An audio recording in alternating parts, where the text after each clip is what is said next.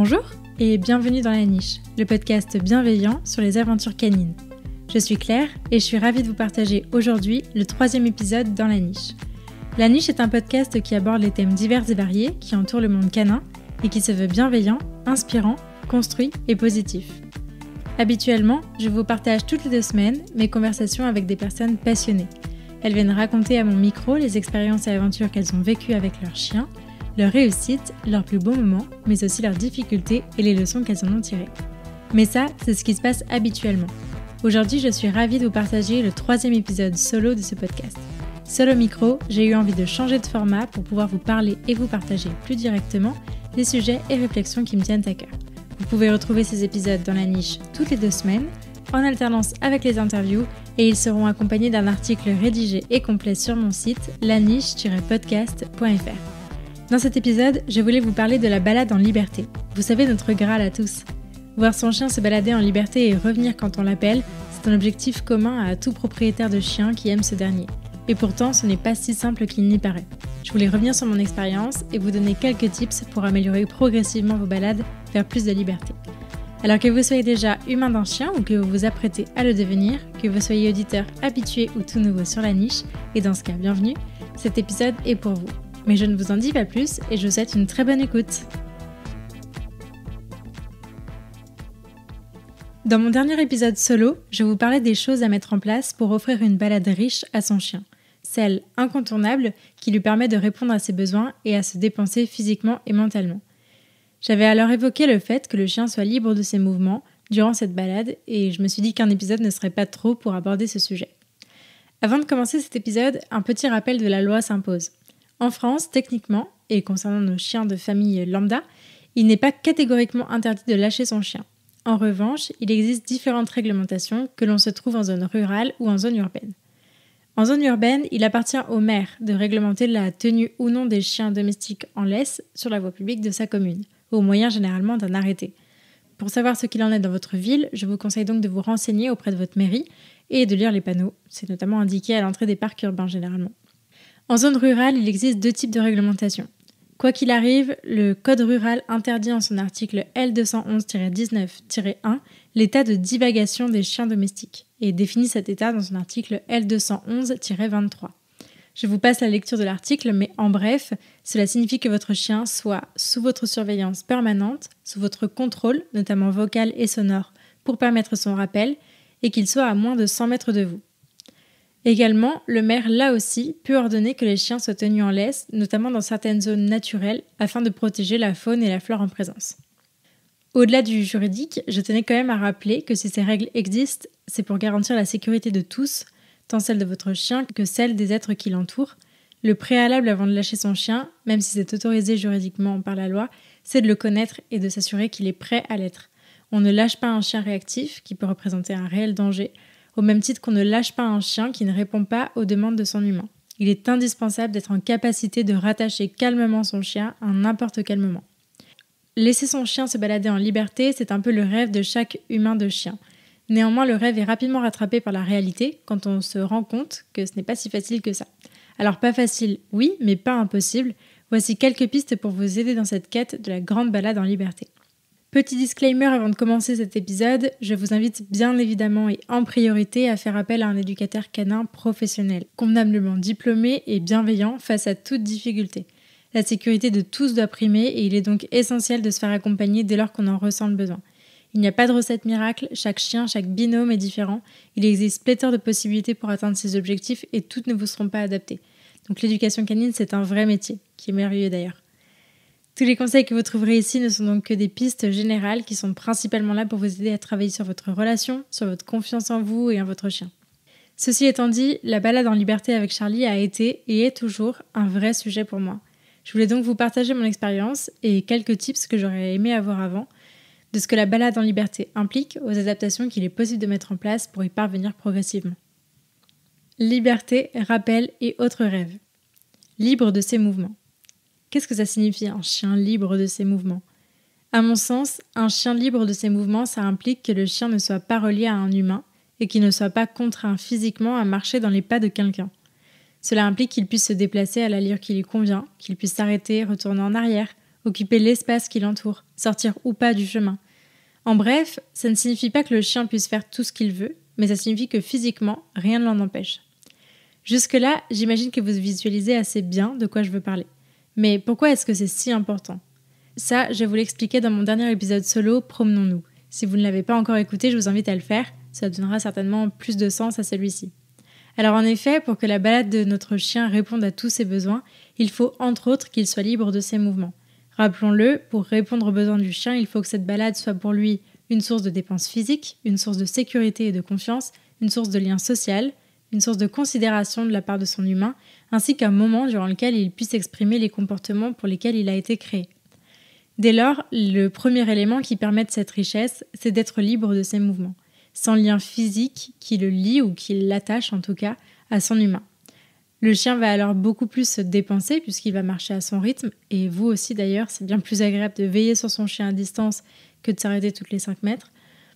Il vous rendra la confiance et l'attention que vous lui accordez. Il pourra plus facilement rencontrer des copains et bien sûr il pourra plus facilement faire ce qui l'anime.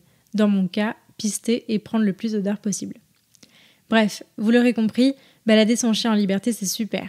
Et allez entre nous, qui ne rêve pas d'avoir un chien en totale liberté, qui fait sa vie et surtout qui revient quand on l'appelle. C'est certes une réalité pour certains, mais de base, c'est un peu notre Graal à nous tous, non ? Ça fait rêver. Ouais, moi aussi c'était mon rêve. Et puis j'ai eu un beagle et j'ai compris que ça allait être toute une histoire. Et que ça allait être plus facile à dire qu'à faire. Plus facile à dire qu'à faire. Souvent, on assimile directement liberté avec rappel parfait, comme si c'en était une condition sine qua non. Si je détache mon chien, il faut qu'il m'obéisse au doigt et à l'œil, et donc qu'il sache revenir systématiquement quand je le rappelle. Ou alors, il reste attaché. Dans les deux cas, on ressent le besoin de contrôler son chien. Et c'est ça qui rend l'histoire plus complexe qu'elle n'y paraît. Lâcher son chien implique un énorme lâcher-prise. Et c'est loin d'être évident. Lâcher son chien, ça implique d'accorder une confiance énorme. En vous, en lui, en votre relation, en tout le travail que vous avez pu faire ensemble, en votre lien. Et au-delà de la confiance, ça implique le calme intérieur, le self-control, même quand ça devient hyper difficile. Parce que, spoiler alerte, lâcher son chien quand on ne se sent pas à l'aise, stressé ou tendu, c'est toujours une mauvaise idée. Parce que vous pouvez être à peu près sûr que vous allez inconsciemment transmettre toutes vos émotions négatives qui vous viennent à votre chien et que ça fera une bonne raison pour lui qui ne se rapproche surtout pas de vous. Et c'est dans ces cas-là que l'échelle de la tension commence, que la colère monte, que le chien se décroche complètement de vous. En bref, lâcher son chien, ça demande avant tout un gros travail sur soi. Pour ma part, dès que Charlie est arrivé, je le détachais hyper souvent. J'avais toujours entendu que c'était comme ça qu'on apprenait le rappel et qu'à force de cette manière, à force de grandir et de le faire, ça deviendrait naturel pour lui. Quand il était tout petit, c'était facile, ça marchait super bien. Il avait toujours un œil sur moi, il revenait tout de suite quand je l'appelais. Goal check. Mais ça n'a pas vraiment duré. Dès ces 4-5 mois, il a mis de plus en plus longtemps à revenir. Plus je l'appelais, plus il partait dans le sens opposé. Il allait se cacher pour engloutir tout ce qu'il trouvait.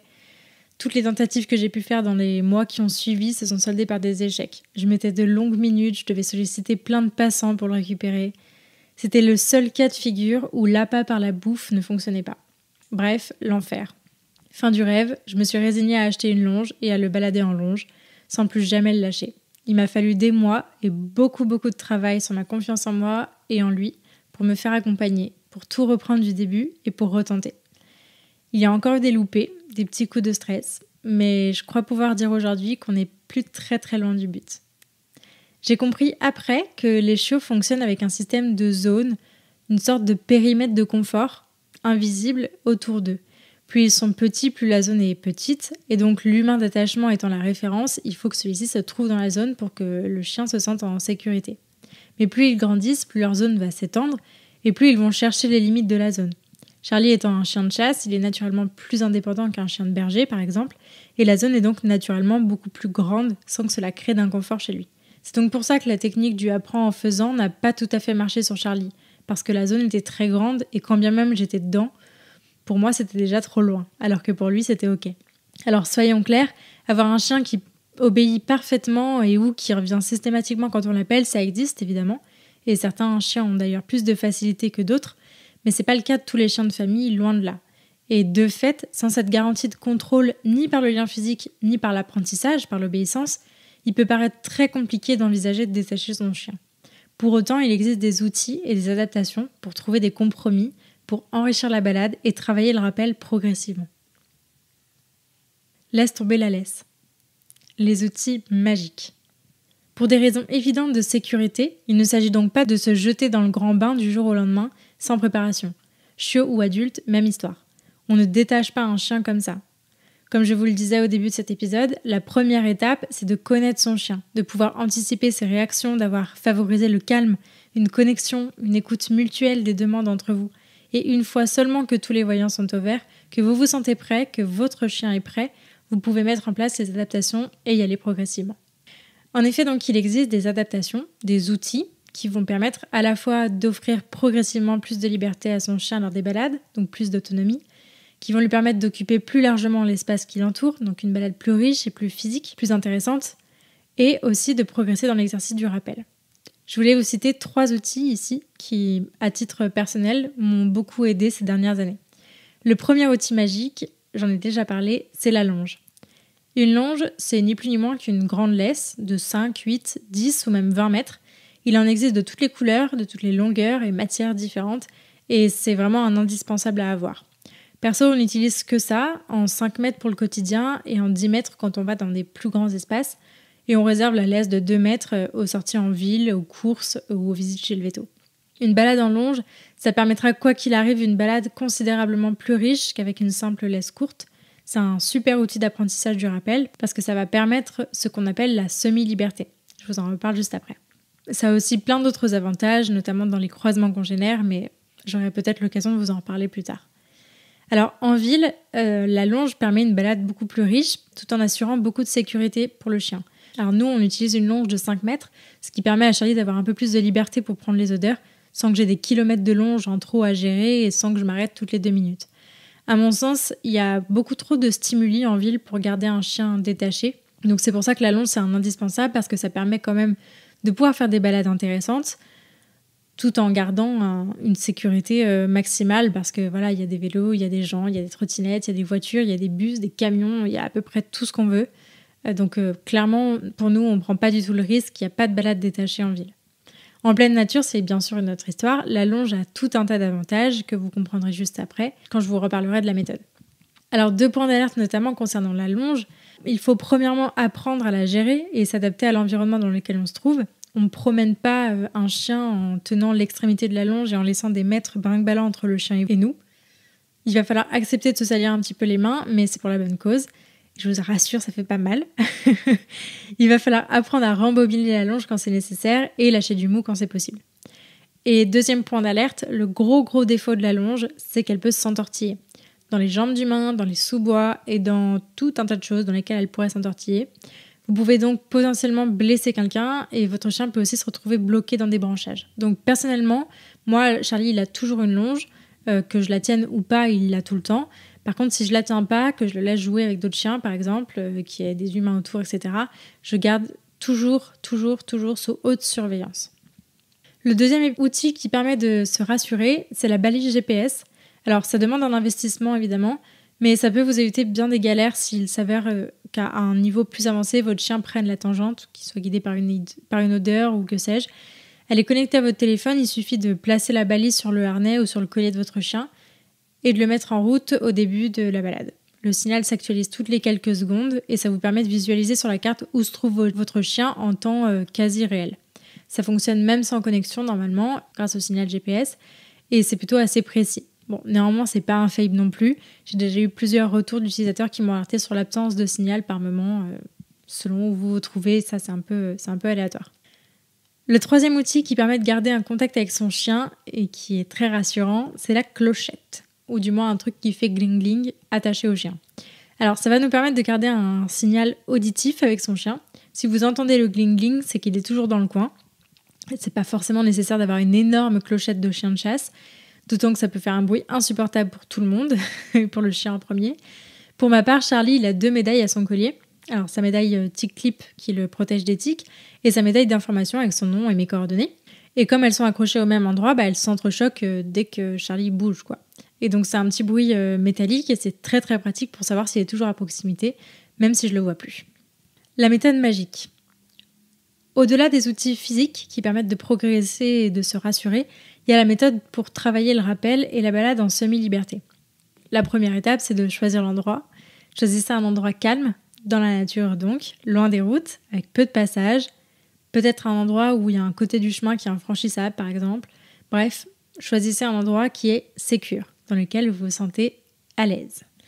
Choisissez aussi le moment, au milieu ou à la fin de la balade, quand le chien est un peu détendu, qu'il commence à fatiguer, mais évitez de faire ça dans l'excitation du début de la balade, à l'arrivée au parc ou au passage d'un endroit hyper excitant. Vous obtiendrez probablement rien de lui à ce moment-là. Et le troisième conseil, c'est bien sûr d'y aller progressivement. Alors, pour ce qui est de la gestion de la longe, la première étape, c'est de la tenir, cette longe. La première étape, c'est de laisser le temps au chien de s'habituer à marcher en longe, d'apprendre aussi, nous, à la gérer, comme je vous le disais. Le chien va marcher dans un périmètre plus grand que celui qui était permis avec une simple laisse. Il va vite apprendre à sentir la longe, à connaître la distance qui vous sépare grâce à elle, à savoir quand est-ce qu'il est en bout de longe ou pas. Et grâce à la longe, la balade sera déjà beaucoup plus intéressante pour lui. Donc c'est déjà une très bonne première étape. Ensuite, la deuxième étape, c'est qu'on va petit à petit lâcher la longe. Quelques secondes, puis quelques minutes, c'est vous qui voyez, c'est comme vous le sentez. Lâcher la longe et la laisser accrocher au chien, ça va être très très rassurant pour vous, parce que c'est plus facile de mettre le pied sur la longe en cas d'urgence que de rattraper un chien qui s'enfuit. Au départ, il est d'ailleurs possible que votre chien ne dépasse pas la distance du bout de longe, parce qu'il l'aura appris quand vous teniez la longe. La troisième étape, quand vous arrivez à lâcher la longe et à ce qu'elle traîne par terre derrière votre chien, c'est d'accepter progressivement la distance qui vous sépare. Parce que petit à petit, vous ou votre chien, vous allez naturellement augmenter la distance, vous sentirez plus à l'aise. Il s'agit donc ici de ne pas avoir peur de cette distance entre vous. Rappelez-vous que, comme notre chien, nous aussi, du coup, on a développé notre zone de sécurité, notre zone de confort invisible.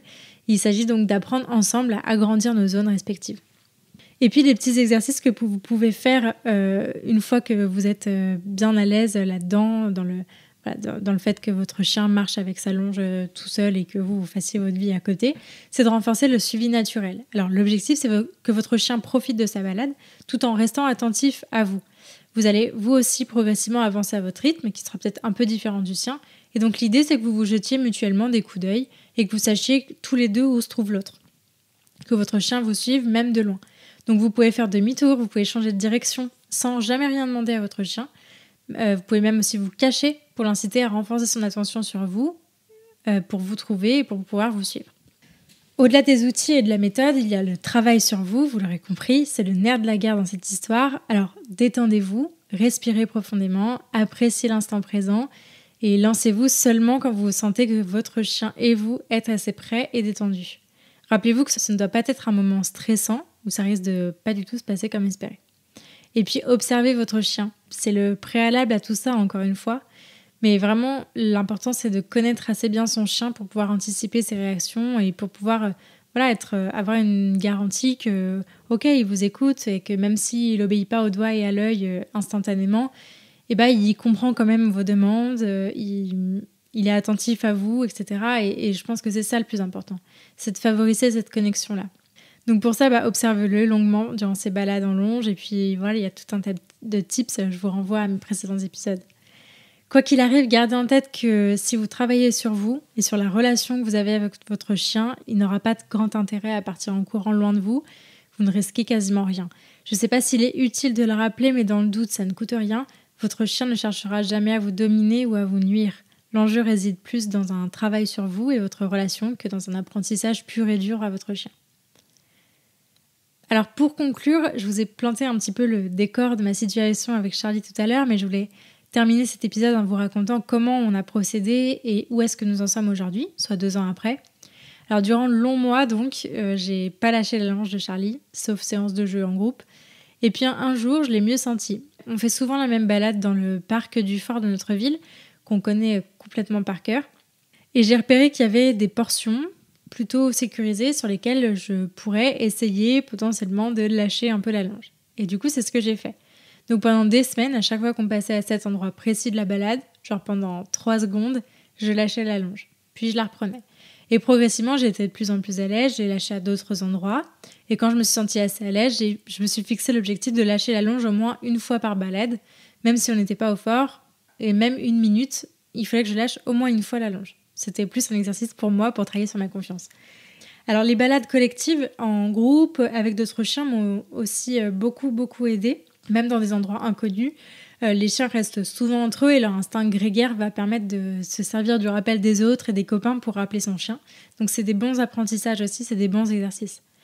Bref, vous avez compris la logique. Aujourd'hui, on fait systématiquement le tour du fort et quasiment toutes nos balades collectives, ou presque, sans que je ne touche la longe. Ça peut paraître rien, mais pour moi et pour nous, c'est énorme. La prochaine étape, ce sera de décrocher la longe du harnais et de brancher la balise GPS. Je me sens pas encore tout à fait prête, mais on verra. Côté rappel aussi, nos progrès me paraissent vraiment incroyables. On ne travaille pas particulièrement à proprement parler plus que ça, mais notre connexion n'a jamais été aussi forte qu'en ce moment, et je pense que 9 rappels sur 10 que je demande à Charlie sont des réussites. Donc nos balades n'ont jamais été si agréables, tant pour lui que pour moi, et ça fait vraiment plaisir. J'ignore si un jour on sera en totale liberté, mais ce qui est sûr, c'est qu'aujourd'hui, je suis ultra reconnaissante de notre chemin parcouru. J'ai accepté que ce serait pas si facile, j'ai accepté qu'il nous faudrait du temps. J'ai attendu qu'il grandisse, qu'il sache mieux canaliser son énergie. J'ai fait des erreurs, bien sûr, mais je suis pas peu fière d'avoir persévéré, d'avoir travaillé sur moi. Je suis pas peu fière de ce petit être et je suis sacrément reconnaissante de vivre à ses côtés. C'est ma plus belle récompense aujourd'hui, c'est de me retourner et de le voir me rattraper en courant avec un sourire jusqu'aux oreilles quand on est en balade. Donc, en conclusion, si vous devez retenir que 2 conseils, ce seraient les suivants. Remplacez la volonté de vouloir contrôler votre chien par la volonté de renforcer la connexion qui vous unit, par la confiance que vous vous accordez mutuellement. Et puis, acceptez que ça prend du temps et qu'il faut être patient. Acceptez de stagner longtemps dans une étape du processus. Tout ça, ça va dépendre évidemment de votre chien, de ses instincts, de son âge. Mais ça va aussi dépendre de vous.